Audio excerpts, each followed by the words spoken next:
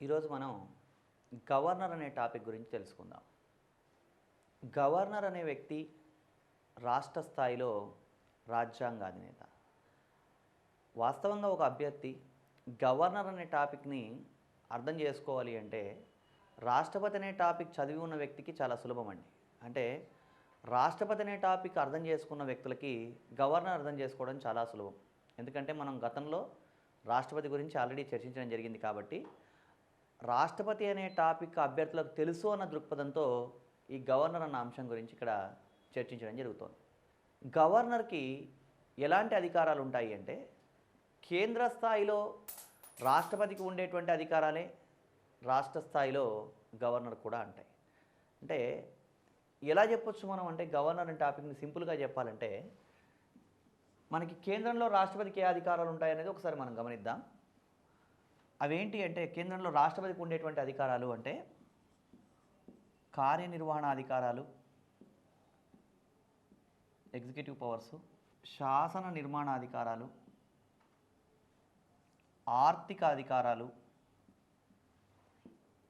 న్యాయ అధికారాలు. ఈ అధికారాలన్నీ ఎవరికి ఉంటాయంటే రాష్ట్రపతికి ఉంటాయి. అదేవిధంగా రాష్ట్రపతికి ఇంకా ఏ అధికారాలు ఉంటాయి ఇవి కాకుండా అంటే సైనిక అధికారాలు, రాయబార అధికారాలు, అత్యవసర అధికారాలు. ఇక్కడ రాష్ట్రపతికి మిలిటరీ, అంబాసిడరీ, ఎమర్జెన్సీ, అత్యవసర అధికారాలు ఉంటాయి. మనం మాట్లాడుకున్న టాపిక్ ఏమో మనం మాట్లాడుకుంటుంది చర్చిస్తున్నది గవర్నర్ అండి. కానీ ఇక్కడ నేను చెప్పేటప్పుడు మీకు ఏమని చెప్తున్నానంటే రాష్ట్రపతికి ఉండే అధికారాలు ఏమున్నాయో మొదలు తెలుసుకోండి అని చెప్తున్నాను.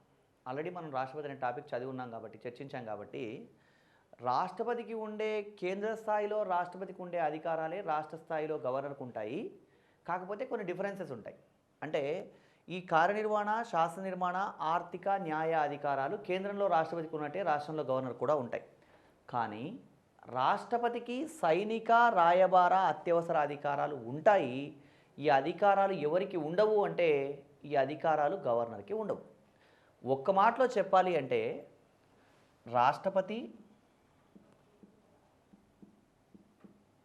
రాష్ట్రపతి మైనస్ ఈ మూడు అధికారాలు, రాష్ట్రపతి మైనస్ మూడు అధికారాలు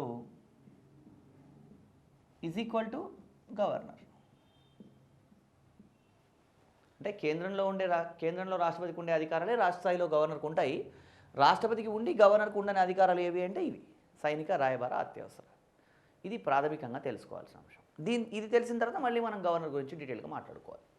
గవర్నర్ విషయంలో గమనించినట్టయితే సమాఖ్య దేశాల్లో చాలా దేశాల్లో గవర్నర్ అనే వ్యక్తి ప్రజల చేత ఎన్నికవుతాడు. అంటే ఫర్ ఎగ్జాంపుల్ అమెరికాను తీసుకున్నట్టయితే అమెరికాలో గవర్నర్ అనే వ్యక్తి ప్రజల చేత ఎన్నికవుతాడు. భారతదేశంలో గవర్నర్ అనే వ్యక్తి నియమించబడతాడు. అంటే రాష్ట్రపతి చేత నియమించబడతాడు. రాష్ట్రపతి అనే టాపిక్ గురించి మనం చర్చించినప్పుడు భారత రాజ్యాంగంలో ఆర్టికల్ 155 ప్రకారం గవర్నర్లను రాష్ట్రపతి నియమిస్తాడు అనుకున్నాం. అలాగే రాష్ట్రపతి గవర్నర్ను నియమించే సాంప్రదాయం భారతదేశంలో ఉంది, కెనడా దేశంలో కూడా ఉందండి. అంటే ఇది మనకి పూర్తి సమాఖ్య కాదు కాబట్టి సమాఖ్య తరహా విధానం కాబట్టి ఇక్కడ గవర్నర్లను నియమించడం జరుగుతోంది. గవర్నర్లు ఎన్నుకోబడరు అని గుర్తించండి. మనం చాలాసార్లు పత్రికల్లో చదువుతూ ఉంటాం. అమెరికాలో ఎవరైనా గవర్నర్గా ఎన్నికైనప్పుడు పేపర్లో చదువుతాం, లేదా మ్యాగజైన్స్లతో పాటు న్యూస్లో కూడా వింటూ ఉంటాం. ఏమని అంటే లూసియానా రాష్ట్రానికి బాబీ జిందాల్ మళ్ళీ గవర్నర్గా ఎన్నికవ్వడం జరిగింది, భారత సంతతికి చెందినటువంటి బాబీ జిందాల్ గవర్నర్గా ఎన్నికయ్యాడు అనే స్టేట్మెంట్ చదువుతూ ఉంటాం. అంటే అక్కడ గవర్నర్ అనే వ్యక్తి ఎన్నుకోబడుతున్నాడని, భారతదేశంలో గవర్నర్ అనే వ్యక్తి రాష్ట్రపతి చేత నియమించబడుతున్నాడని గమనించాలి. అసలు ఎందుకు గవర్నర్ నియమించబడుతున్నాడు అంటే దీనికి చాలా కారణాలు ఉన్నాయండి.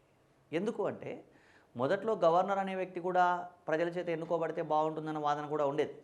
కానీ గవర్నర్ అనేవాడు ఈరోజు ప్రజల చేత ఎన్నుకోబడట్లేదు, రాష్ట్రపతి చేత నియమించబడుతున్నాడు అని గమనించాలి.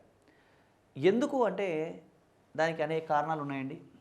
ఒకటి, భారతదేశంలో ఉన్నది పార్లమెంటరీ తరహా ప్రభుత్వ విధానం. పార్లమెంటరీ తరహా ప్రభుత్వ విధానంలో గవర్నర్లను నియమించడం జరుగుతుందే తప్ప ఎన్నుకోవడం జరగదు, ఒక కారణం. అదేవిధంగా ఒకవేళ కనుక గవర్నర్ని కూడా ఎన్నుకునే పరిస్థితి ఉన్నట్టయితే ఈ మూడవ ప్రపంచ దేశంలో థర్డ్ వరల్డ్ కంట్రీస్ అంటే అభివృద్ధి చెందుతున్న దేశాలు లేదా రెండో ప్రపంచ యుద్ధం తర్వాత స్వాతంత్రం పొందినటువంటి మూడో ప్రపంచ దేశాల్లో గవర్నర్ని కూడా ఎన్నుకోవడం అంటూ జరిగినట్టయితే అది బాగా ఖర్చుతో కూడుకున్న పని కాబట్టి అవసరం లేదని భావించడం జరిగింది. అదో కారణం. అదేవిధంగా మనం మూడో కారణం ఏం గమనించవచ్చు అంటే గవర్నర్ అనే వ్యక్తి కూడా ప్రజల చేత ఎన్నికైనట్టయితే రెండు పవర్ సెంటర్స్ ఏర్పడతాయి. అంటే ముఖ్యమంత్రి, గవర్నర్ అనే వ్యక్తి రెండు పవర్ సెంటర్స్ ఏర్పడతాయి. అలాంటి సందర్భం వచ్చినట్టయితే బాగా వివాదాస్పదమైనటువంటి విషయాలు ఉత్పన్నమవడానికి అవకాశం ఉంది. కాబట్టి రెండు అధికారిక కేంద్రాలు ఉండకూడదనే ఉద్దేశంతో కూడా గవర్నర్ని మనం నియమించడం జరుగుతుంది. అదేవిధంగా ఒకవేళ కనుక మరో కారణం, నాలుగో కారణం ఏంటంటే గవర్నర్ అనే వ్యక్తి కూడా ఎన్నిక ఉన్నట్టయితే ముఖ్యమంత్రి అభ్యర్థి గవర్నర్ ఎన్నిక సమయంలో తన మనిషిని గవర్నర్గా బరిలోకి దింపవచ్చు ఎలక్షన్లలో. అలా దింపినప్పుడు ఏమవుతోంది అంటే గవర్నరు, ముఖ్యమంత్రి ఇద్దరు కుమ్మక్కై ప్రజాస్వామ్యాన్ని అపహాస్యం చేసే అవకాశం కూడా ఉంటుంది. కాబట్టి ఇవన్నీ అంశాలని దృష్టిలో పెట్టుకొని గవర్నర్ అనే వ్యక్తిని నియమించడం జరుగుతుందండి. అదేవిధంగా ఇంకా ఏంటి అంటే రాష్ట్రాల మీద కేంద్రం నియంత్రణ ఉండాలంటే కూడా కేంద్ర ప్రభుత్వం గవర్నర్ నియమించాలి అని కూడా చెప్పడం జరిగింది. ఇవన్నీ గవర్నర్ ఎన్నుకోకుండా భారతదేశంలో నియమించబడడానికి ఉన్న కారణాలు. ఈ అంశాలన్నీ తెలుసుకున్న తర్వాత ఇక మనం గవర్నర్ గురించి తెలుసుకోవాలండి. ఈ గవర్నర్ గురించి ఏం విషయాలు మనం తెలుసుకోవాలి అంటే భారత రాజ్యాంగాన్ని అనుసరించి ఆర్టికల్ 153 ఏం చెప్తుంది అంటే ప్రతి రాష్ట్రానికి ఒక గవర్నర్ ఉంటాడు అని చెప్తుందండి. అంటే రాజ్యాంగం ప్రతి రాష్ట్రానికి ఒక గవర్నర్ ఉంటాడు అని చెబుతోంది అన్నప్పుడు మనకు ఒక అనుమానం వస్తుంది. ఏమని అంటే కొన్ని సందర్భాల్లో ఒకటి కన్నా ఎక్కువ రాష్ట్రాలకు ఒక వ్యక్తి గవర్నర్గా వ్యవహరిస్తున్నాడు కదా. అంటే ఇప్పుడు నరసింహన్ ఉన్నాడు. నరసింహన్ అనే వ్యక్తి ఆంధ్రప్రదేశ్, తెలంగాణ రాష్ట్రాలు రెండింటికి గవర్నర్గా వ్యవహరిస్తున్నాడు. మరి భారత రాజ్యాంగం ఒక రాష్ట్రానికి ఒక గవర్నర్ ఉంటాడని చెబితే ఒకటి కన్నా ఎక్కువ రాష్ట్రాలకు ఒక వ్యక్తి గవర్నర్గా వ్యవహరించడం సమంజసమేనా అనే అనుమానం వస్తుంది. దానికి సమాధానంగానే ఏం చెప్పడం జరుగుతుందంటే 1956లో 7వ రాజ్యాంగ సవరణ చేయడం జరిగిందండి. 1956లో చేసినటువంటి 7వ రాజ్యాంగ సవరణ ఏం చెప్తుంది అంటే ఒక వ్యక్తి ఒకటి కన్నా ఎక్కువ రాష్ట్రాలకు అంటే 2 లేదా అంతకన్నా ఎక్కువ రాష్ట్రాలకు గవర్నర్గా ఉండవచ్చు. అంటే రాజ్యాంగబద్ధంగా ఇది సమంజసమే. ఒక వ్యక్తి ఒకటి కన్నా ఎక్కువ రాష్ట్రాలకు గవర్నర్గా వ్యవహరించడానికి అవకాశం ఉందండి. ఇక ఆర్టికల్ 155 ఏం చెప్తోంది అంటే రాష్ట్రపతి గవర్నర్లను నియమిస్తాడు. రాష్ట్రపతి గవర్నర్ నియమిస్తాడని తెలియజేస్తున్న నిబంధన ఆర్టికల్ 155. మరి గవర్నర్ పదవీ కాలం ఎంత అన్నప్పుడు ఇది బాగా గుర్తుంచుకోవాల్సిన విషయం. గవర్నర్ పదవీ కాలం అన్నప్పుడు జనరల్గా ఏం చెప్పడం జరుగుతోంది అంటే గవర్నర్ అనే వ్యక్తి రాష్ట్రపతి విశ్వాసం ఉన్నంత వరకు పదవిలో ఉంటాడు అని చెబుతాం. కానీ భారత రాజ్యాంగంలో మనకి ఆర్టికల్ 156 ఏం చెప్తోంది అంటే గవర్నర్ పదవీ కాలం 5 సంవత్సరాలు అని చెప్తోందండి. గవర్నర్ పదవీ కాలం 5 సంవత్సరాలు అని చెప్తోంది. 5 సంవత్సరాలు ఉంటాడా, ఖచ్చితంగా ఉండాలా అంటే అది రాష్ట్రపతి యొక్క విశ్వాసం మీద ఆధారపడి ఉంటుంది. 5 సంవత్సరాలు కంటిన్యూ చేయొచ్చు. ఒకవేళ మరీ ఇష్టం అనుకుంటే ఆ తర్వాత కూడా మళ్ళీ కొనసాగించవచ్చు, మళ్ళీ ఎక్స్టెన్షన్ చేయొచ్చు, అవసరమైతే ఎప్పుడైనా తొలగించవచ్చు కూడా. మరి గవర్నర్ని రాష్ట్రపతి తొలగించినట్టయితే ఆ వ్యక్తి న్యాయస్థానాలను ఆశ్రయించవచ్చా అంటే ఇలా న్యాయస్థానాల్ని ఆశ్రయించకూడదండి. భారత రాజ్యాంగానికి సంబంధించి గవర్నర్ పదవి నామమాత్ర పదవి అనే విషయం మనం తెలుసుకున్నాం. రాష్ట్రపతి గవర్నర్ను తొలగించే విషయంలో ఆయనకు పూర్తి అధికారాలు ఉన్నాయి. ఎప్పుడైనా సరే ఎవరినైనా గవర్నర్ పదవిని తొలగించవచ్చు. నన్ను ఎందుకు మీరు తొలగించారు అని న్యాయస్థానాన్ని ఆశ్రయించడానికి అవకాశం లేదండి. ఈ విషయం మనకి 1983లోనే Suryanarayana versus government of India case అనే కేసులో ఈ విషయం తెలియజేయడం జరిగింది. కాబట్టి రాష్ట్రపతి గవర్నర్ని తొలగిస్తే అతను న్యాయస్థానాలకు ఆశ్రయించడానికి వీల్లేదు. అయితే దీనికి సంబంధించి 2010 సంవత్సరంలో మనకి బీపీ సింఘాల్ కేసు ఏం చెబుతోంది అంటే బీపీ సింఘాల్ అనే వ్యక్తి ఒక పార్లమెంట్ సభ్యుడండి. ఈ బీపీ సింఘాల్ కేసులో ఏం చెప్పడం జరిగింది అంటే రాష్ట్రపతి గవర్నర్ను తొలగించాలంటే ఏదైనా ఒక కారణం ఉండాలని చెప్పడం జరిగింది. అయితే ఇక్కడ లాజికల్గా అర్థం చేసుకోవాల్సిందంటే రాష్ట్రపతి గవర్నర్ని తొలగించాలంటే ఏదైనా ఒక కారణం ఉండాలి. ఆ కారణం ఏంటో రాష్ట్రపతి చెప్పాల్సిన అవసరం లేదని కూడా చెప్పడం జరిగింది ఇక్కడ. అంటే ఒక కారణం అయితే ఉండాలని చెప్పడం జరిగిందండి. ఇది మనకి బీపీ సింఘాల్ కేసు.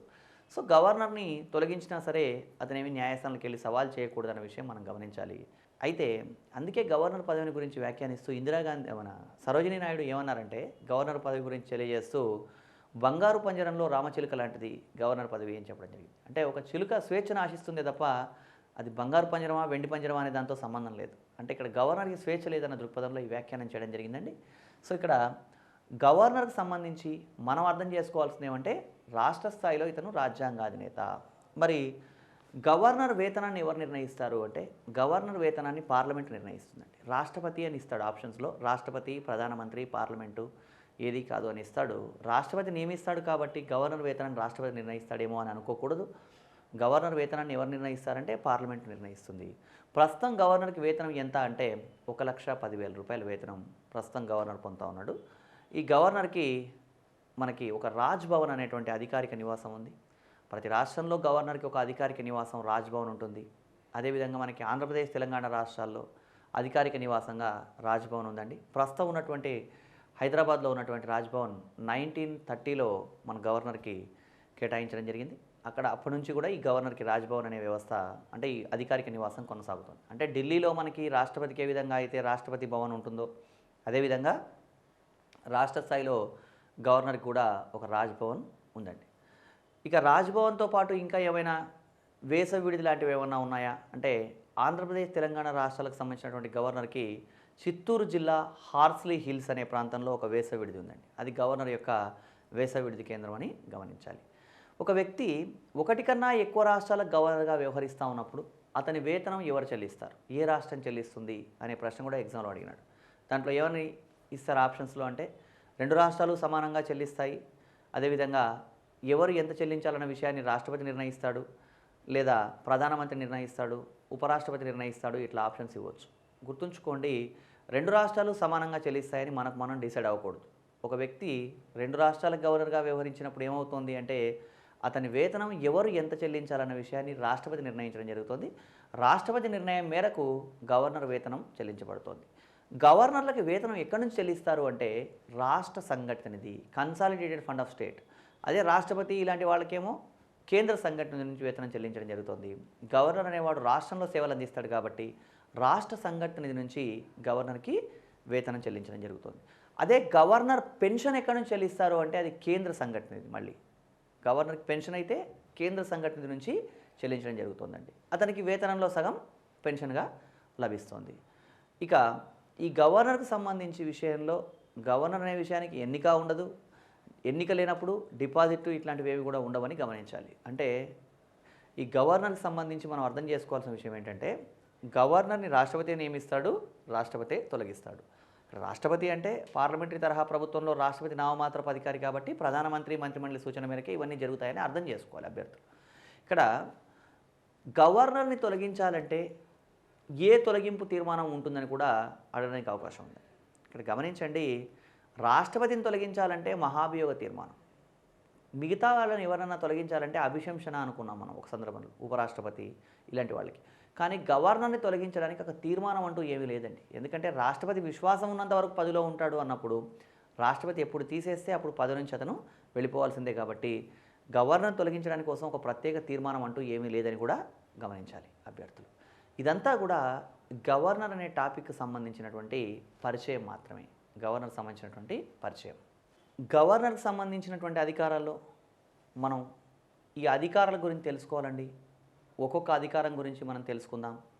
మొదట్లో గవర్నర్ అధికారాల్లో కార్యనిర్వహణ అధికారాలు ఏవో చూద్దాం. కార్యనిర్వహణ అధికారాల్లో ప్రధానమైనవి ఏంటి అంటే గవర్నర్ చేసే నియామకాలండి. అంటే గవర్నర్ చేసే కీలక నియామకాలన్నీ కూడా కార్యనిర్వహణ అధికారాల్లో అంతర్భాగం అవుతాయి. వాస్తవంగా గవర్నర్ వ్యవస్థ గురించి మనం మాట్లాడుకునేటప్పుడు తెలుసుకోవాల్సింది ఏమంటే ముఖ్యమంత్రి, మంత్రిమండలి గవర్నర్కి సలహా సహకారం అందించడం కోసం ఉంటారని చెప్తోంది రాజ్యాంగం. అయినప్పటికీ కూడా గవర్నర్కి కొన్ని అధికారాలు ఉన్నాయి. అంటే ముఖ్యమంత్రి, మంత్రిమండలి సూచనల మేరకు చేపట్టినప్పటికీ కూడా ఇవి గవర్నర్ కార్యనిర్వహణ అధికారాల్లో భాగంగా మనం చెప్పుకుంటాం. ఏవేవి ఉన్నాయి? గవర్నర్ ఎవరెవరిని నియమిస్తాడు అంటే ఆర్టికల్ 164 ప్రకారం ముఖ్యమంత్రి అదేవిధంగా అతని సూచనల మేరకు మంత్రిమండలిని నియమిస్తాడు. ఇక్కడ ముఖ్యమంత్రి, మంత్రిమండలిని నియమించడం మాత్రమే కాదండి, అంత మాత్రమే కాకుండా ఛత్తీస్గఢ్, జార్ఖండ్ ఇలాంటి రాష్ట్రాల్లో అవసరం మేరకు గిరిజన సంక్షేమ శాఖ మంత్రిని కూడా నియమించే అధికారం గవర్నర్కి ఉంటుందండి. అంటే ఇక్కడ ఈ రాష్ట్రాలకు సంబంధించినటువంటి అవసరం మేరకు గిరిజన సంక్షేమ శాఖ మంత్రిని కూడా నియమించేది గవర్నర్.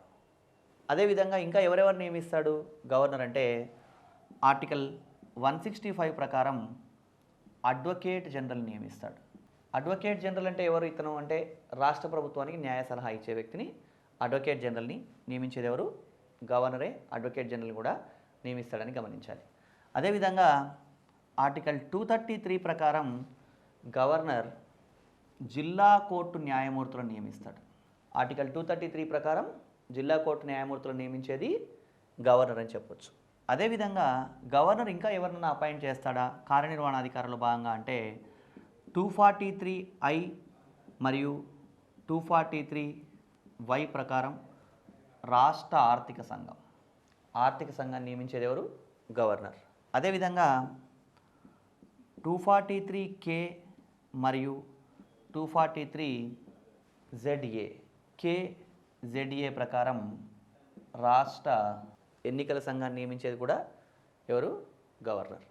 అంటే ఇవన్నీ కూడా నియామకాలండి. కార్యనిర్వహణాధికారుల్లో భాగంగా నియామకాల్లో ఉంటాయి. అదేవిధంగా కార్యనిర్వహణాధికారుల్లో భాగంగానే ఇంకా గవర్నర్ ఇంకా ఎవరు నియమిస్తాడు అంటే గవర్నర్ అనే వ్యక్తి రాష్ట్ర స్థాయిలో ఒక ఛాన్సలర్గా వ్యవహరిస్తాడు కాబట్టి భిన్నమైనటువంటి విశ్వవిద్యాలయాలకి యూనివర్సిటీస్కి రాష్ట్ర స్థాయి విశ్వవిద్యాలయాలకి వైస్ ఛాన్సలర్ కూడా అపాయింట్ చేస్తాడు. సో ఇవన్నీ కూడా ప్రధానంగా గవర్నర్ చేసేటువంటి కార్యనిర్వహణాధికారుల్లో భాగమని మనం చెప్పవచ్చు. ఇవి గవర్నర్కి సంబంధించినటువంటి కార్యనిర్వహణాధికారులను గమనించాలి. ఇక్కడ అభ్యర్థులు గవర్నర్ అనే టాపిక్ చదువుకునేటప్పుడు రాష్ట్రపతితో కంపేర్ చేసుకొని చదువుకోవడం వల్ల చాలా సులభంగా ఉంటుంది. ఒక పాయింట్లో రాష్ట్రపతి గవర్నర్ రెండూ అర్థమైన తర్వాత కార్యనిర్వహణాధికారాలను రాసుకుని ఒకవైపు రాష్ట్రపతికి ఉండే కార్యనిర్వహణాధికారులు మరోవైపు గవర్నర్ కార్యనిర్వహణాధికారులు కంపారిటివ్లీ చదువుకున్నట్టయితే బాగా టైం కూడా సేవ్ అవుతుంది. గుర్తుంచుకోవడం కంపారిటివ్లీ ఈజీగా ఉంటుంది. ఎందుకంటే ఒక్కోసారి అప్లికేషన్ ఓరియంటెడ్ ప్రశ్నలు కూడా ఏమన్నా అడిగినా కూడా అభ్యర్థి సులభంగా ఆన్సర్ రాయగలరు. ఇక్కడ చూడండి, ఇక్కడ అడ్వకేట్ జనరల్ ఆర్టికల్ 165 ప్రకారం నియమిస్తాడు అనుకున్నాం. అదే కేంద్ర స్థాయిలో రాష్ట్రపతి నియమించేటువంటి వ్యక్తి ఎవరు? అడ్వకేట్ జనరల్ లాంటి వ్యక్తి అంటే ఆర్టికల్ 76 ప్రకారం అటార్నీ జనరల్ నియమిస్తాడు. అటార్నీ జనరల్ ఏమో కేంద్ర ప్రభుత్వంలో ఉండేటువంటి కేంద్ర స్థాయిలో న్యాయ సలహాదారు, అడ్వకేట్ జనరల్ రాష్ట్ర స్థాయిలో న్యాయ సలహాదారు. కేంద్రంలో ఆర్టికల్ 148 ప్రకారం కాగ్ అనే వ్యక్తిని నియమిస్తాడు అనుకున్నాం. మరి అలాంటప్పుడు అలాంటి పదవి ఏదైనా ఉందా రాష్ట్రంలో అంటే లేదని అర్థం చేసుకోవాలి. కంట్రోలర్ రైటర్ జనరల్ అనే వ్యక్తి దేశం మొత్తానికి వ్యవహరిస్తాడు, అలాంటి పదవి లేదు. అంటే కాగ్ లాంటి పదవి రాష్ట్ర స్థాయిలో ఏది ఉంది అంటే ఏది లేదు అలాంటిది అని ఎప్పుడు అర్థమవుతోంది అభ్యర్థికి అంటే ఈ రెండింటిని కంపారిటివ్లీ చదివినప్పుడు చాలా సులభంగా గుర్తుంచుకునే అవకాశం ఉందండి. ఇది మనకి గవర్నర్ సంబంధించినటువంటి అధికారాల్లో కార్యనిర్వహణ అధికారాలు. గవర్నర్ అధికారాల్లో కార్యనిర్వహణ అధికారాలు తెలుసుకున్న తర్వాత నెక్స్ట్ మనం తెలుసుకోవాల్సింది ఏంటి అంటే శాసన నిర్మాణ అధికారాలు లెజిస్లేటివ్ పవర్స్ అండి. ఇంతకుముందు మనమేమో ఎగ్జిక్యూటివ్ చూసాం, ఇప్పుడు శాసన నిర్మాణ అధికారుల గురించి తెలుసుకోవాలి. శాసన నిర్మాణ అధికారాలు అంటే ఏంటి అంటే రాష్ట్ర శాసనసభలో అంతర్భాగంగా గవర్నర్కు ఉండే అధికారాలు. దీన్ని ఎలా చెప్పొచ్చు మనం అంటే భారత రాజ్యాంగంలో ఆర్టికల్ 168 ఏం చెప్తుంది అంటే విధానసభ ప్లస్ విధాన పరిషత్తు విధాన పరిషత్ అంటే అన్ని రాష్ట్రాల్లో ఉండాలని కాదు, ఒకవేళ ఉన్నట్టయితే విధానసభ విధాన పరిషత్తు plus governor is equal to రాష్ట్ర శాసనసభ. అంటే విధానసభ విధాన పరిషత్తు గవర్నర్ని కలిపితే రాష్ట్ర శాసనసభ అని చెప్తున్నాం. రాష్ట్రపతిని టాపిక్ మాట్లాడుకున్నప్పుడు కూడా ఆర్టికల్ 79లో లోక్సభ మరియు రాజ్యసభ మరియు రాష్ట్రపతి కలిపి అక్కడ పార్లమెంటు అని చెప్పుకున్నామండి. ఇక్కడ రాష్ట్ర స్థాయికి వచ్చినట్టయితే విధానసభ విధాన పరిషత్తు గవర్నర్ని కలిపి రాష్ట్ర శాసనసభ అంటాం. దీన్ని మనం ఎలా అర్థం చేసుకోవాలి అంటే గవర్నర్ అనేవాడు రాష్ట్ర శాసనసభలో అంతర్భాగం అని అర్థం చేసుకోవాలి. అంటే ఎగ్జామ్లో ప్రశ్న అడగవచ్చు, గవర్నర్ రాష్ట్ర శాసనసభలో సభ్యుడా కాదా అంటే మనం జనరల్గా చూసినప్పుడు విధానసభ ప్లస్ విధాన పరిషత్తు గవర్నర్ ఈజ్ ఈక్వల్ టు రాష్ట్ర శాసనసభ కాబట్టి గవర్నర్ అనే వ్యక్తి కూడా రాష్ట్ర శాసనసభలో సభ్యుడేమో అని అనుకునే అవకాశం ఉంది. కానీ గవర్నర్ అనే వ్యక్తి రాష్ట్ర శాసనసభలో అంతర్భాగం కానీ సభ్యుడు కాదు. సభ్యుడు అంటే అర్థం ఏంటి?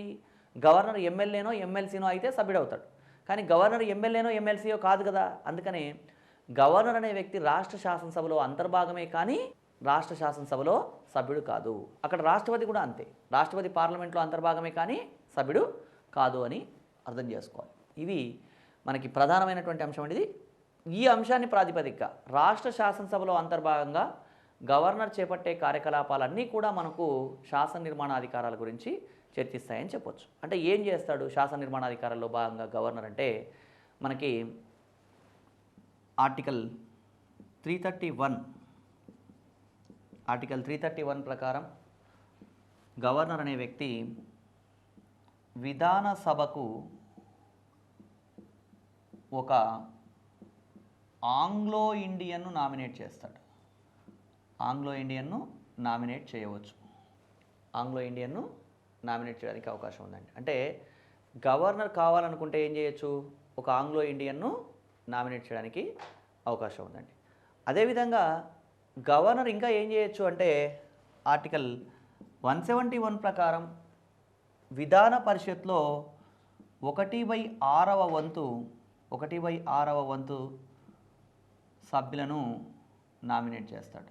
అంటే ఎమ్మెల్సీలు ఉండే సభ, అంటే ఒకవేళ ఏదైనా రాష్ట్రంలో ఎమ్మెల్సీలు ఉండే సభ ఉన్నట్టయితే ఆ రాష్ట్రంలో 1/6 వంతు మందిని ఎవరు నామినేట్ చేస్తాడు, గవర్నర్ నామినేట్ చేస్తాడు అని అర్థం చేసుకోవాలి. అదేవిధంగా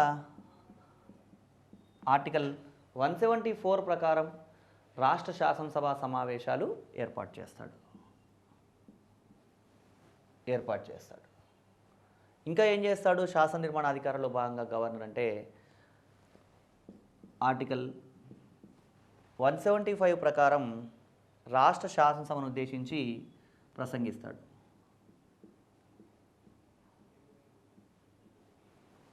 అదేవిధంగా ఆర్టికల్ 176 ప్రకారం అయితే ప్రత్యేక సందేశాలు కూడా పంపవచ్చు. ఆర్టికల్ 176 ప్రకారం గవర్నర్ ప్రత్యేక సందేశాలు పంపవచ్చండి. ఎవరికి అంటే రాష్ట్ర శాసనసభకు ప్రత్యేక సందేశాలు పంపవచ్చు. ఇంకా ఏం చేస్తాడు గవర్నర్ అంటే ఆర్టికల్ 213 ప్రకారం రాష్ట్ర శాసనసభ సమావేశాల్లో లేనప్పుడు ఆర్డినెన్సులు జారీ చేస్తాడు. ఆర్డినెన్సులు జారీ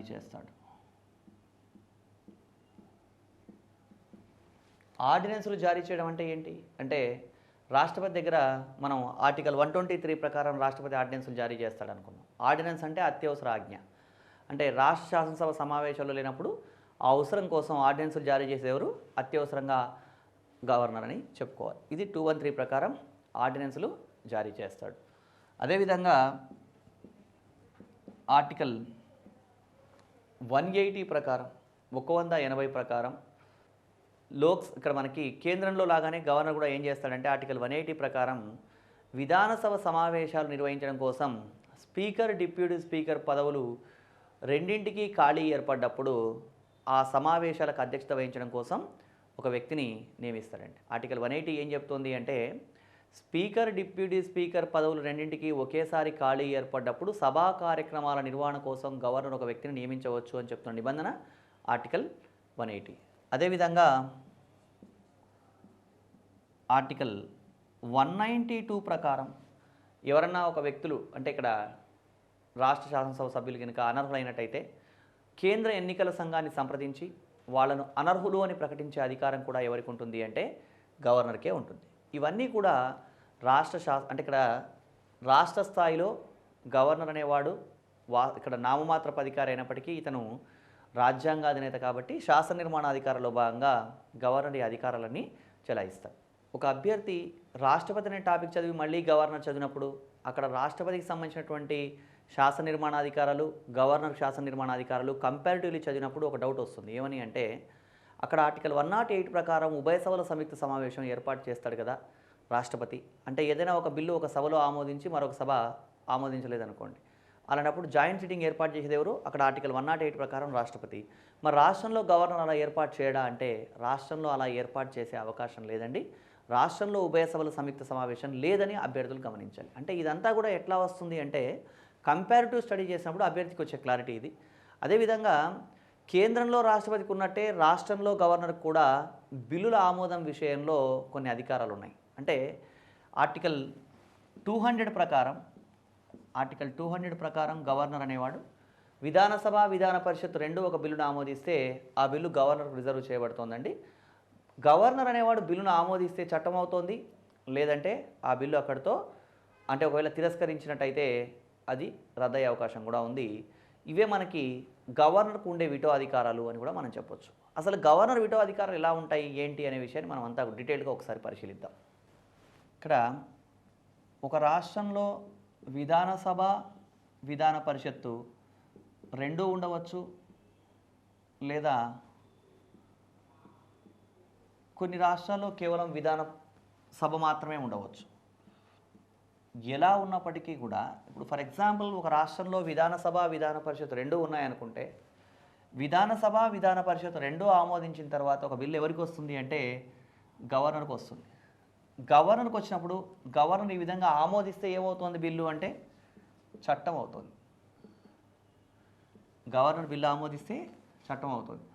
అదే ఒక రాష్ట్రంలో విధానసభ విధాన పరిషత్ రెండూ ఒక బిల్లును ఆమోదించిన తర్వాత గవర్నర్కి ఆ బిల్లును పంపినప్పుడు గవర్నర్ ఆ బిల్లును కనుక వ్యతిరేకిస్తే అంటే కంప్లీట్గా అతను నేను ఆమోదించనని చెప్తే దాన్నే మనం ఏమన్నాం రాష్ట్రపతి దగ్గర అంటే అబ్జల్యూట్ విటో, నిరపేక్ష విటో ఉపయోగిస్తే ఆ బిల్లు అక్కడితో అంతమవుతుంది.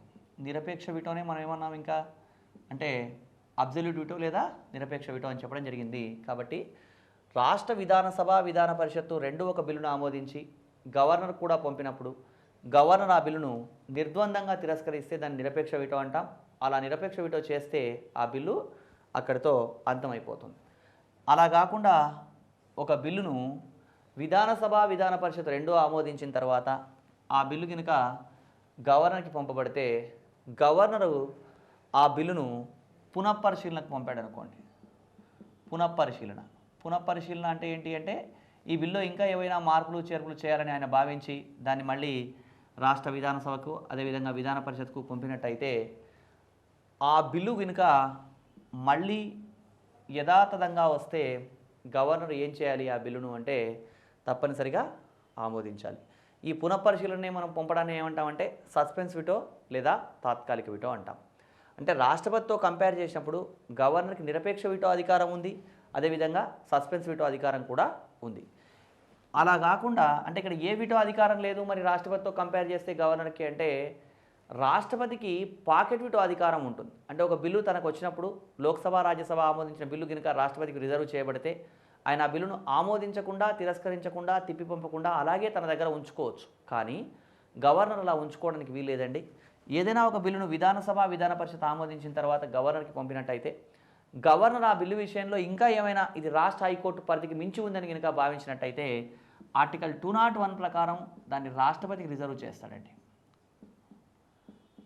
రాష్ట్రపతికి రిజర్వ్ చేస్తాడు ఎవరు? గవర్నర్. అంటే ఇలా రాష్ట్రపతికి రిజర్వ్ చేయడానికి కూడా అవకాశం ఉంది. రాష్ట్రపతికి రిజర్వ్ చేస్తే రాష్ట్రపతి ఏం చేయొచ్చు? ఒక రాష్ట్ర బిల్లుని అంటే ఆమోదించవచ్చు, ఆమోదిస్తే బిల్లు చట్టం అవుతుంది, తిరస్కరిస్తే ఆ బిల్లు అక్కడితో అంతమవుతుంది. పునఃపరిశీలనకు కూడా పంపవచ్చు. పునఃపరిశీలనకు పంపిన బిల్లు మళ్ళీ యథాతథంగా రాష్ట్రపతికి వచ్చినట్టయితే రాష్ట్ర శాసనసభ నుంచి ఆ బిల్లును రాష్ట్రపతి తప్పనిసరిగా ఆమోదించాల్సిన అవసరం లేదు. ఈ విషయం రాష్ట్రపతి దగ్గర కూడా మనం చర్చిస్తాం. ఒక కేంద్ర బిల్లు లోక్సభ రాజ్యసభ రెండూ ఆమోదించిన బిల్లు కనుక రాష్ట్రపతి పునఃపరిశీలనకు పంపితే తనకు వచ్చిన తర్వాత ఆ బిల్లు యథాతథంగా వస్తే రాష్ట్రపతి తప్పనిసరిగా ఆమోదించాలి. కానీ ఇక్కడ రాష్ట్ర బిల్లు అయినప్పుడు ఒక రాష్ట్ర బిల్లు గవర్నర్ ద్వారా రాష్ట్రపతికి వస్తే రాష్ట్రపతి ఆ బిల్లును మళ్ళీ పునఃపరిశీలనకు పంపినట్టయితే ఆ బిల్లు మళ్ళీ యథాతథంగా వచ్చినా సరే గవర్నర్ అనే రాష్ట్రపతి అనే వ్యక్తి ఆ బిల్లును తప్పనిసరిగా ఆమోదించాల్సిన అవసరం అయితే లేదు. ఇంకా ఏం చేయొచ్చు రాష్ట్రపతి అంటే ఆ బిల్లును పాకెట్ విడో చేయవచ్చు. అంటే ఆ బిల్లును ఆమోదించకుండా తిరస్కరించకుండా తిప్పి పంపకుండా అలాగే తన దగ్గరే నిలిపి ఉంచుకోవచ్చు. ఇంకా కావాలి అంటే ఆర్టికల్ 143 ప్రకారం రాష్ట్రపతి సుప్రీంకోర్టు సలహాను కూడా కోరవచ్చు ఆ బిల్లు విషయంలో. సో ఇక్కడ మనం గవర్నర్ అనే టాపిక్ మాట్లాడుకుంటున్నాం కాబట్టి గవర్నర్ సంబంధించినటువంటి శాసన నిర్మాణ అధికారాలు కాబట్టి ప్రధానమైనవి శాసన నిర్మాణ అధికారంలో భాగంగా బిల్లు ఆమోదం కూడా గవర్నర్కు ఉంటుంది. ఈ రాష్ట్ర స్థాయిలో గవర్నర్కు శాసన నిర్మాణ అధికారంలో భాగంగా బిల్లుల ఆమోదం విషయంలో ఎలాంటి అధికారాలు ఉంటాయంటే బిల్లు విషయంలో ఆమోదిస్తే చట్టం అవుతుందని, అదేవిధంగా విటో అధికారాన్ని ప్రధానంగా తీసుకున్నట్టయితే నిరపేక్ష విటో అదేవిధంగా సస్పెన్స్ విటో అధికారాలు ఉంటాయని, పాకెట్ విటో అధికారం గవర్నర్కు ఉండదని మనం గమనించాలి. ఇవి గవర్నర్కి సంబంధించినటువంటి శాసన నిర్మాణ అధికారాలు. ఆర్డినెన్స్ అంటే అత్యవసర ఆజ్ఞ. అంటే రాష్ట్ర శాసనసభ సమావేశాల్లో లేనప్పుడు ఆ అవసరం కోసం ఆర్డినెన్సులు జారీ చేసేవారు అత్యవసరంగా గవర్నర్ అని చెప్పుకోవాలి. ఇది 213 ప్రకారం ఆర్డినెన్స్లు జారీ చేస్తాడు. అదేవిధంగా ఆర్టికల్ 180 ప్రకారం 180 ప్రకారం ఇక్కడ మనకి కేంద్రంలో లాగానే గవర్నర్ కూడా ఏం చేస్తాడంటే ఆర్టికల్ 180 ప్రకారం విధానసభ సమావేశాలు నిర్వహించడం కోసం స్పీకర్, డిప్యూటీ స్పీకర్ పదవులు రెండింటికి ఖాళీ ఏర్పడ్డప్పుడు ఆ సమావేశాలకు అధ్యక్షత వహించడం కోసం ఒక వ్యక్తిని నియమిస్తాడండి. ఆర్టికల్ 180 ఏం చెప్తోంది అంటే స్పీకర్, డిప్యూటీ స్పీకర్ పదవులు రెండింటికి ఒకేసారి ఖాళీ ఏర్పడ్డప్పుడు సభా కార్యక్రమాల నిర్వహణ కోసం గవర్నర్ ఒక వ్యక్తిని నియమించవచ్చు అని చెప్తున్న నిబంధన ఆర్టికల్ 180. అదేవిధంగా ఆర్టికల్ 192 ప్రకారం ఎవరన్నా ఒక వ్యక్తులు అంటే ఇక్కడ రాష్ట్ర శాసనసభ సభ్యులు కనుక అనర్హులైనట్టయితే కేంద్ర ఎన్నికల సంఘాన్ని సంప్రదించి వాళ్ళను అనర్హులు అని ప్రకటించే అధికారం కూడా ఎవరికి ఉంటుంది అంటే గవర్నర్కే ఉంటుంది. ఇవన్నీ కూడా అంటే ఇక్కడ రాష్ట్ర స్థాయిలో గవర్నర్ అనేవాడు ఇక్కడ నామమాత్రపు అధికారి అయినప్పటికీ ఇతను రాజ్యాంగాధినేత కాబట్టి శాసన నిర్మాణాధికారంలో భాగంగా గవర్నర్ ఈ అధికారాలన్నీ చెలాయిస్తాడు. సో గవర్నర్కి సంబంధించి మనం కార్యనిర్వహణాధికారాలు, శాసన నిర్మాణాధికారాలు తెలుసుకున్నాం. నెక్స్ట్ గవర్నర్కి సంబంధించినటువంటి ఆర్థిక అధికారాలు. ఆర్థిక అధికారాలు అంటే డబ్బుకు సంబంధించిన అంశాలండి. ఇక్కడ గవర్నర్కి ఏం ఆర్థిక అధికారాలు ఉన్నాయి అని అంటే ఆర్టికల్ 202 ప్రకారం రాష్ట్ర శాసనసభలో బడ్జెట్ ప్రవేశపెట్టే బాధ్యత గవర్నర్ది. ఇక్కడ జాగ్రత్తగా అర్థం చేసుకోవాలండి. కేంద్రంలో పార్లమెంట్లో బడ్జెట్ ప్రవేశపెట్టే బాధ్యత ఏమో రాష్ట్రపతి అనుకుంటాం. అదేవిధంగా రాష్ట్రంలో బడ్జెట్ ప్రవేశపెట్టే బాధ్యత కూడా గవర్నర్ అని చెప్తాం. ఇది రాజ్యాంగబద్ధంగా. వాస్తవంగా అయితే మనకి ఎప్పుడైనా సరే బడ్జెట్ను ప్రవేశపెట్టడం అనేది చూసినట్టయితే కేంద్రంలో కేంద్ర ఆర్థిక మంత్రి, రాష్ట్రంలో రాష్ట్ర ఆర్థిక మంత్రి బడ్జెట్ను ప్రవేశపెట్టడం మనం టీవీల్లో, పత్రికల్లో చదువుతాం కూడా. కానీ రాజ్యాంగాన్ని అనుసరించి బడ్జెట్ను ప్రవేశపెట్టే బాధ్యత ఎవరిది అంటే కేంద్ర స్థాయిలో అయితే రాష్ట్రపతి, రాష్ట్ర స్థాయిలో అయితే గవర్నర్ది అని అర్థం చేసుకోవాలి. అదేవిధంగా ఆర్టికల్ 203 ప్రకారం గవర్నర్ అనుమతి లేకుండా రాష్ట్ర ప్రభుత్వానికి ఎలాంటి డబ్బులు కేటాయించడం జరగదండి, ఎలాంటి నిధులు కేటాయించడం జరగదని చెప్తున్న నిబంధన ఆర్టికల్ 203. అదేవిధంగా ఆర్థికాధికారాల్లో భాగంగా ఆర్టికల్ 243I మరియు 243Y ప్రకారం రాష్ట్ర ఆర్థిక సంఘాన్ని నియమించే అధికారం కూడా గవర్నర్కు ఉంటుంది. ఈ రాష్ట్ర ఆర్థిక సంఘం అనే అంశం మనం గవర్నర్ కార్యనిర్వహణాధికారంలో కూడా గమనిస్తాం. గవర్నర్ కార్యనిర్వహణాధికారంలో కూడా ఈ అంశాన్ని గమనిస్తామండి. అదేవిధంగా ఆర్టికల్ 199 ప్రకారం రాష్ట్ర ఆర్థిక బిల్లు అంటే ఏదైనా ఒక ఆర్థిక బిల్లును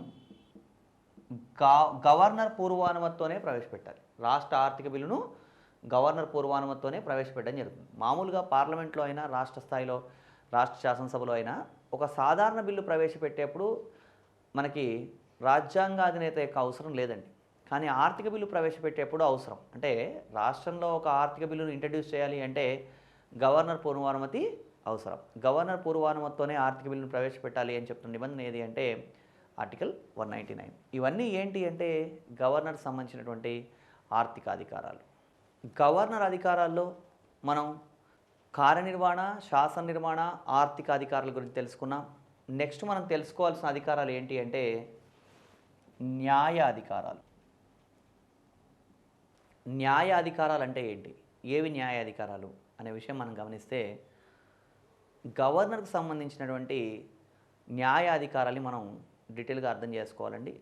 ఒక మాటలో చెప్పాలంటే కేంద్రంలో రాష్ట్రపతికి ఎలాంటి న్యాయ అధికారాలు ఉంటాయో రాష్ట్ర స్థాయిలో గవర్నర్కి అలాంటి న్యాయ అధికారాలే ఉంటాయి. అంటే రాష్ట్రపతికి అయితే ఆర్టికల్ 72 ప్రకారం క్షమాభిక్షాధికారాలు ఉంటాయి. అదేవిధంగా గవర్నర్కి అయితే ఆర్టికల్ 161 ప్రకారం క్షమాభిక్షాధికారాలు ఉంటాయి. ఈ ఆర్టికల్ 161 ప్రకారం గవర్నర్కు ఉండేటువంటి క్షమాభిక్షాధికారాలు ఏంటి అంటే ఈ క్షమాభిక్షాధికారాన్ని మనం గమనించినట్టయితే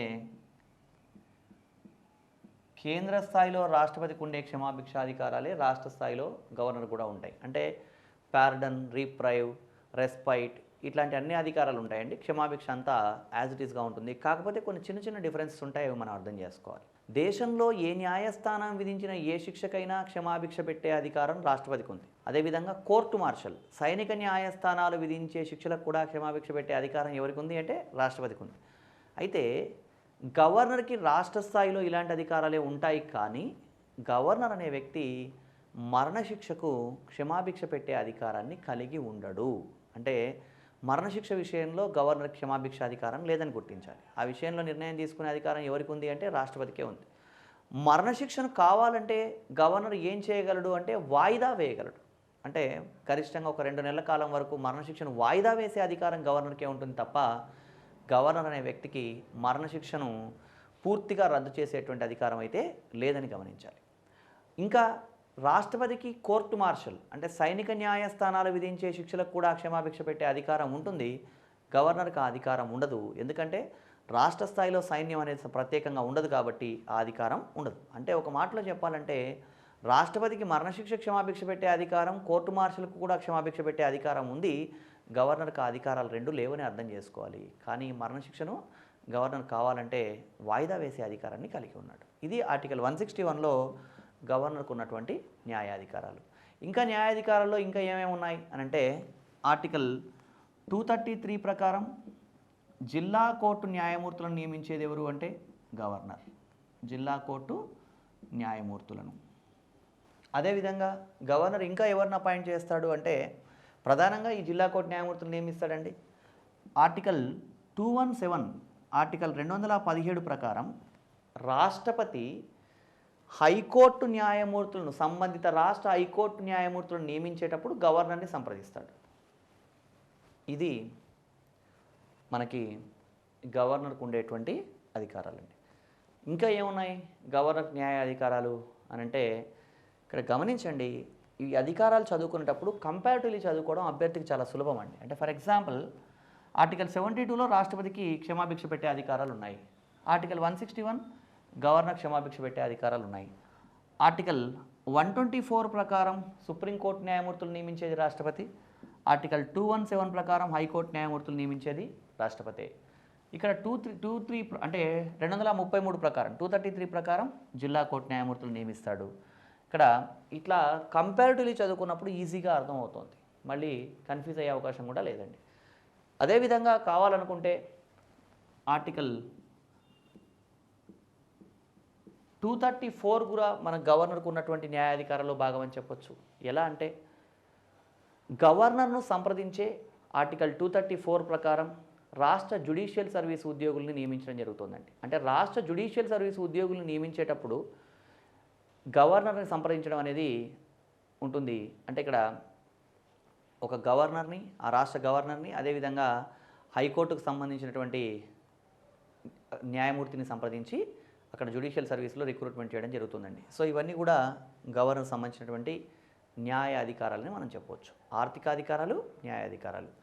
గవర్నర్ అధికారాలు మనం గమనించినట్టయితే రాష్ట్రపతికి ఉండే అధికారాలే రాష్ట్ర స్థాయిలో గవర్నర్కు ఉంటాయనుకున్నాం. అవి మనకి కార్యనిర్వహణ, శాసన నిర్మాణ, ఆర్థిక, న్యాయ ఈ అధికారాలు ఉన్నాయి. మరి సైనిక, రాయబార, అత్యవసర అధికారాలు ఎవరికి ఉంటాయంటే రాష్ట్రపతికి ఉన్నాయనుకున్నాం. ఈ సైనిక, రాయబార, అత్యవసర అధికారాలు ఎవరికి లేవు అంటే గవర్నర్కి ఈ అధికారాలు లేవని గుర్తించాలి.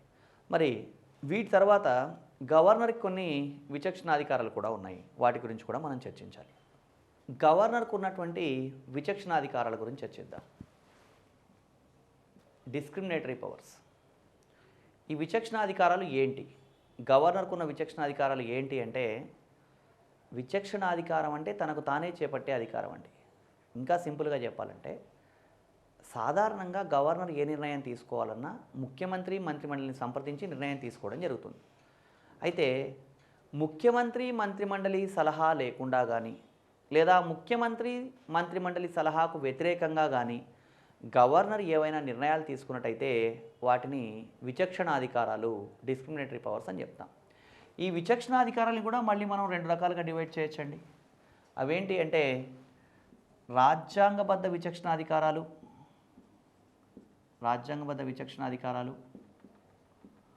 అదేవిధంగా సందర్భోచిత విచక్షణాధికారాలు. రాజ్యాంగబద్ధ విచక్షణాధికారాలు అంటే రాజ్యాంగంలోనే గవర్నర్కి అధికారాలు లభించాయండి. అలా లభిస్తే వాటిని రాజ్యాంగబద్ధ విచక్షణాధికారాలు అంటాం. సందర్భోచిత విచక్షణాధికారాలు అంటే ఆ సందర్భాన్ని బట్టి గవర్నర్ నిర్ణయం తీసుకుంటే వాటిని సిచ్యువేషనల్ డిస్క్రిమినేషన్, సందర్భోచిత విచక్షణాధికారాలు అంటాం. రాజ్యాంగబద్ధంగా గవర్నర్కి ఎలాంటి విచక్షణాధికారాలు లభించాయో మనం తెలుసుకుందాం. ఫస్ట్ ఇక్కడ రాజ్యాంగబద్ధంగా గవర్నర్కి ఎలాంటి అధికారాలు ఉన్నాయి అంటే విచక్షణాధికారాల్లో భాగంగా ఒక రాష్ట్ర బిల్లును, అది సాధారణ బిల్లు కావచ్చు లేదా ఆర్థిక బిల్లు కావచ్చు, ఒక రాష్ట్ర బిల్లును రాష్ట్రపతికి పంపాలి అంటే గవర్నరు ముఖ్యమంత్రి మంత్రిమండలిని సంప్రదించాల్సిన అవసరం లేదు. ఆయన సొంత నిర్ణయం తీసుకోవచ్చు. అంటే ఇది రాజ్యాంగబద్ధంగా గవర్నర్కి లభించినటువంటి అధికారమే. అంటే ఒక రాష్ట్ర బిల్లును గవర్నర్ అనేవాడు రాష్ట్రపతికి పంపాలంటే ఎవరి పర్మిషను తీసుకోవాల్సిన అవసరం లేదని గమనించాలి. అదేవిధంగా ఒక రాష్ట్రంలో రాష్ట్రపతి పాలన విధించమని సూచించే సందర్భంలో ఏదైనా ఒక రాష్ట్రంలో పాలన రాజ్యాంగ నియమాలకు విరుద్ధంగా జరుగుతుందని భావించినా లేదా ఇంకేదైనా కారణం ఉన్నప్పటికీ కూడా అవి గమనించి సంబంధిత రాష్ట్రంలో రాష్ట్రపతి పాలన విధించమని కేంద్రానికి గవర్నర్ సూచిస్తాడు. ఈ విధంగా సూచించేటప్పుడు గవర్నర్ ఎవరి సలహాను తీసుకోవాల్సిన అవసరం లేదు. సొంతంగా ఆయన కేంద్ర ప్రభుత్వానికి అలా సూచన చేయవచ్చు.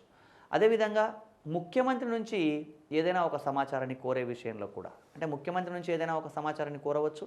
అదేవిధంగా ముఖ్యమంత్రికి మంత్రిమండలికి ఏదైనా ఒక సమాచారాన్ని అంటే మంత్రిమండలికి తెలియజేయమని ముఖ్యమంత్రికి కూడా సూచించవచ్చు అండి. ఇలాంటి అధికారాలు కూడా మనకి విచక్షణాధికారాల్లో భాగంగానే చెప్పవచ్చు. అంటే గవర్నర్ అనే వ్యక్తికి ఇలాంటి విచక్షణాధికారాలు సందర్భోచితంగా మనకి లభిస్తేనేమో అవి సందర్భోచిత అంటాము. రాజ్యాంగబద్ధంగా లభిస్తున్నాయి కాబట్టి ఇక్కడ రాజ్యాంగబద్ధ విచక్షణాధికారాలు అంటున్నాం. ఇంకా ఎలాంటి విచక్షణాధికారాలు ఉన్నాయి అంటే గవర్నర్ అనేవాడు రాజ్యాంగబద్ధంగానే కొన్ని రాష్ట్రాలకు సంబంధించి విచక్షణాధికారాలు కలిగి ఉంటాడండి.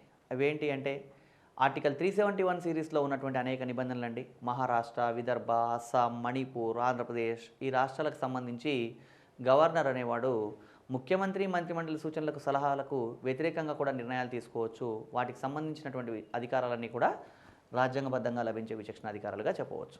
ఇక సందర్భోచిత విచక్షణాధికారాలు అంటే ఏంటి అంటే ఈ సందర్భోచిత విచక్షణాధికారాల్లో మనం అర్థం చేసుకోవాల్సింది ఏంటి అంటే ఆ సిచ్యువేషన్ను బట్టి గవర్నర్ డిస్క్రిమినేషన్ ఉంటుంది. ఆ సందర్భాన్ని బట్టి గవర్నర్ నిర్ణయం తీసుకుంటాడు. అంటే ఫర్ ఎగ్జాంపుల్ ఏదైనా ఒక సందర్భంలో ఏదైనా ఒక రాష్ట్రంలో ఏ రాజకీయ పార్టీకి సరైన మెజారిటీ రాలేదనుకుందాం. అంటే ఫర్ ఎగ్జాంపుల్ 119 స్థానాలు ఉన్నటువంటి ఒక రాష్ట్ర విధానసభలో ఒకళ్ళకేమో 50 స్థానాలు వచ్చాయి, ఇంకొకళ్ళకి 10 స్థానాలు వచ్చాయి, ఇంకొకళ్ళకి 40 స్థానాలు వచ్చాయి, ఇంకొకళ్ళకి 19 స్థానాలు వచ్చాయి అనుకోండి. ఇట్లా అంటే భిన్నమైన రాజకీయ పార్టీలు ఎన్నికల్లో పోటీ చేస్తే ఆ రాష్ట్ర శాసనసభలో ఇలా వేరు పార్టీలకు వేరు మెజార్టీలు వచ్చాయనుకోండి.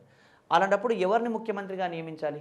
గవర్నర్ అనే వ్యక్తి ముఖ్యమంత్రిగా నియమించాలంటే సగం కన్నా ఎక్కువ స్థానాలు వచ్చి ఉండాలి. సగం కన్నా ఎక్కువ అంటే 119 స్థానాలు ఉన్నటువంటి రాష్ట్ర విధానసభలో ప్రభుత్వాన్ని ఏర్పాటు చేయాలంటే 60 స్థానాలు వచ్చి ఉండాలి. 60 స్థానాలు వస్తే కరెక్ట్గా సగం అవుతుంది. కాబట్టి ఇక్కడ ఎవరికీ సగం కన్నా ఎక్కువ స్థానాలు రాలేదు. అలాంటప్పుడు ఎవరిని ముఖ్యమంత్రిగా పిలవాలి అంటే జనరల్గా 50 స్థానాలు వచ్చిన వ్యక్తిని ముఖ్యమంత్రిగా పిలిచే అవకాశం ఉందని మనం అనుకుంటాం. కానీ కావాలనుకుంటే గవర్నరు అందరికన్నా తక్కువ స్థానాలు 10 స్థానాలు వచ్చిన వ్యక్తిని కూడా ముఖ్యమంత్రిగా ఆహ్వానించి ముఖ్యమంత్రిగా నియమించేయవచ్చు. అయితే ముఖ్యమంత్రిగా 10 స్థానాలు వచ్చిన వ్యక్తిని నియమిస్తే అతను ముఖ్యమంత్రిగా కొనసాగుతాడా అంటే మెజారిటీ లేకుంటే కొనసాగలేడు. కాకపోతే ఏంటి అంటే గవర్నర్ ఏమని భావించవచ్చు అంటే ఈ 10 స్థానాలు వచ్చినటువంటి వ్యక్తి 50 స్థానాలు వచ్చిన వ్యక్తిని లేదా 40 స్థానాలు వచ్చిన వ్యక్తిని కలుపుకొని అతను ముందుకెళ్ళగలడని, సంకీర్ణం ఏర్పాటు చేయగలడని నమ్మినట్టయితే అలా అందరికన్నా తక్కువ స్థానాలు వచ్చిన వాళ్ళని కూడా అతను ముఖ్యమంత్రిగా పిలిచే అవకాశం ఉందండి. సో ఇక్కడ ఇలాంటి విషయాలు బాగా వివాదాస్పదం అవుతున్నాయి. అంటే వాస్తవంగా ఎవరికి ఎక్కువ స్థానాలు వచ్చాయో వాళ్ళని పిలిచినట్టయితే ప్రభుత్వాన్ని ఏర్పాటు చేయడానికి వాళ్ళు ప్రయత్నం చేయడం సమంజసంగా ఉంటుంది. కానీ ఈ సందర్భోచిత విచక్షణాధికారాల వల్లనే గవర్నర్ పదవి బాగా వివాదాస్పదం అవుతుంది. కొన్ని సందర్భాల్లో మెజారిటీ ఉన్న ప్రభుత్వాన్ని పక్కన పెట్టి కూడా మెజారిటీ లేని వాళ్ళకు కూడా అవకాశం ఇచ్చే సందర్భాలు కూడా ఉన్నాయి. ఇలాంటి నేపథ్యంలో గవర్నర్ రామ్లాల్ అనే వ్యక్తి ఎన్టీఆర్ ప్రభుత్వాన్ని పదవీచ్యుతుని చేసి ఎన్టీఆర్ను పదవీచ్యుతుని చేయడం జరిగింది. ఆ సందర్భంలో గవర్నర్ రామ్లాల్ బాగా వివాదాస్పదం అవడం జరిగింది. అంటే మెజారిటీ ఉన్నా కూడా మెజారిటీ లేదు అని, మెజారిటీ నిరూపించుకోమని ఇలాంటి సందర్భాలు కొన్ని జరిగినాయి. సో కాబట్టి ఇక్కడ ఈ గవర్నర్కి సందర్భోచిత విచక్షణాధికారాలు ఎప్పుడు వస్తాయంటే ఏ రాజకీయ పార్టీకి సరైన మెజారిటీ అంటే ప్రభుత్వాన్ని ఏర్పాటు చేయడానికి కావాల్సినంత మెజారిటీ లేనప్పుడు, అప్పుడు ప్రభుత్వాన్ని ఏర్పాటు చేయాల్సి వచ్చినప్పుడు గవర్నర్ ఈ విచక్షణాధికారాన్ని ఉపయోగించడం జరుగుతుంది. అదేవిధంగా గవర్నర్ అనే వ్యక్తి ఒక్కొక్కసారి మెజారిటీ ఉన్న ప్రభుత్వాన్ని కూడా పక్కన పెట్టి వేరే వాళ్ళకి అవకాశం ఇచ్చిన సందర్భాలు కూడా మనం అనేక సందర్భాల్లో చూడడం జరిగింది. మరి గవర్నర్గా నియమించబడాలంటే ఇవన్నీ గవర్నర్ అధికారాలండి. గవర్నర్గా ఒక వ్యక్తి నియమించబడాలంటే ఏం అర్హతలు ఉండాలి అంటే భారతీయ పౌరసత్వం ఉండాలి, 35 సంవత్సరాల వయస్సు ఉండాలని చెప్పడం జరిగింది. కావాలనుకుంటే ఇతర అర్హతలు ఏమన్నా ఉన్నట్టయితే ఆ అర్హతల్ని నిర్ధారించడం కోసం పార్లమెంట్ ఏమన్నా ఇతర అర్హతల్ని కూడా నిర్ధారించవచ్చు. గవర్నర్ని నియమించేది రాష్ట్రపతి. గవర్నర్ చేత ప్రమాణ స్వీకారం చేయించేది ఎవరు అంటే సంబంధిత రాష్ట్ర హైకోర్టు ప్రధాన న్యాయమూర్తి గవర్నర్ చేత ప్రమాణ స్వీకారం చేయిస్తాడని గమనించాలి. అదేవిధంగా గవర్నర్కు సంబంధించి ఎవరు గవర్నర్గా ఉండాలి అనే విషయంలో మనకి అనేక సూచనలు చేయడం జరిగిందండి. మొదటి పాలనా సంస్కరణ సంఘం సూచనలు చేసింది. అదేవిధంగా 1983-88 మధ్యకాలంలో పనిచేసినటువంటి సర్కారియా కమిషన్ సూచనలు చేయడం జరిగింది. 2005 సంవత్సరంలో ఏర్పాటైనటువంటి మనకి రెండవ పాలనా సంస్కరణ సంఘం సూచనలు చేయడం జరిగింది. అదేవిధంగా 2000 సంవత్సరం 2002 సంవత్సరం మధ్యకాలంలో పనిచేసినటువంటి వెంకటాచలయ కమిషన్, రాజ్యాంగ సమీక్ష కమిషన్ కూడా అనేక సూచనలు చేయడం జరిగింది ఎవరు గవర్నర్గా ఉండాలి అని. వీటన్నింటిలో ముఖ్యమైన సూచనలు మనం గమనించినట్టయితే ఎవరు గవర్నర్గా ఉండాలి అన్నట్టయితే గవర్నర్ అనే వ్యక్తి సొంత రాష్ట్రం వాడై ఉండకూడదు. అంటే ఏ రాష్ట్రానికి చెందిన వ్యక్తిని అదే రాష్ట్రంలో గవర్నర్గా నియమించకూడదు. ఏ రాష్ట్రానికి చెందిన వ్యక్తిని అదే రాష్ట్రంలో గవర్నర్గా నియమించడం వల్ల అతను రాజకీయంగా ఇన్ఫ్లుయెన్స్ అయ్యే అవకాశం ఉంది. కాబట్టి సొంత రాష్ట్రంలో అతన్ని గవర్నర్గా నియమించకూడదు అనే నియమం ఒకటి ఈ సూచన అండి. రాజ్యాంగంలో ఎక్కడా లేదు కానీ ఇది ఒక సూచన. ఇది దాదాపుగా అమలవుతోంది. కొన్ని సందర్భాల్లో మినహాయింపులు ఉన్నాయి. బట్ అయినప్పటికీ కూడా సొంత రాష్ట్రానికి ఒక వ్యక్తి గవర్నర్గా నియమించబడడం జరగట్లేదు. ఇంకా ఏంటి సూచన ఉంది అంటే గవర్నర్ అనే వ్యక్తి రాజకీయాలకు దూరంగా ఉన్నవాడై ఉండాలి అని చెప్పడం జరుగుతుంది. రాజకీయాలకు దూరంగా ఉన్నవాడై ఉండాలి అంటే ఈరోజు వరకు ముఖ్యమంత్రిగా ఉండి ఈరోజు రాజీనామా చేసి నేను గవర్నర్గా వెళ్తాను, రాజకీయాలకు దూరంగా ఉన్నాను అనడం సమంజసం కాదు. అంటే కనీసం ఒక 3 సంవత్సరాల నుంచి అతను రాజకీయాల్లో క్రియాశీలంగా లేనట్టయితే అలాంటి వ్యక్తిని గవర్నర్గా నియమించినట్టయితే బాగుంటుంది అనేటువంటి సూచనలు కూడా ఉన్నాయి. కానీ ఇవి అమల్లోకి రావట్లేదు. మనం చూస్తూ ఉన్నాం అనేక మంది వ్యక్తులు, ముఖ్యమంత్రులుగా ఉన్న వ్యక్తులు కూడా గవర్నర్గా నియమించబడుతున్నారు. అంటే సుశీల్ కుమార్ షిండే కావచ్చు, రోషయ్య కావచ్చు, లేదా విద్యాసాగర్ రావు కావచ్చు, ఎవరైనా కావచ్చు. ఇక్కడ ఒక పార్టీకి సంబంధించిన వ్యక్తిని మనం ఉద్దేశించడం కాదు. ఇక్కడ ఏ రాజకీయ పార్టీలోనైనా సరే అప్పటిదాకా క్రియాశీలంగా ఉన్న వ్యక్తులు, ముఖ్యమంత్రులుగా ఉన్న వాళ్ళు కూడా గవర్నర్లుగా నియమించడం మనం గమనిస్తూ ఉన్నాం. అదేవిధంగా గవర్నర్ ఏదో ఒక రంగంలో నిపుణుడై ఉండాలి అని కూడా చెప్పడం జరిగింది. మైనారిటీ వర్గానికి చెందిన వ్యక్తులు గవర్నర్గా నియమిస్తే బాగుంటుందని కూడా సూచనలు ఉన్నాయండి. ఇదా గవర్నర్గా ఎవరు ఉండాలి అనే దానికి సంబంధించి అనేక సూచనలు గమనించాలి మనం.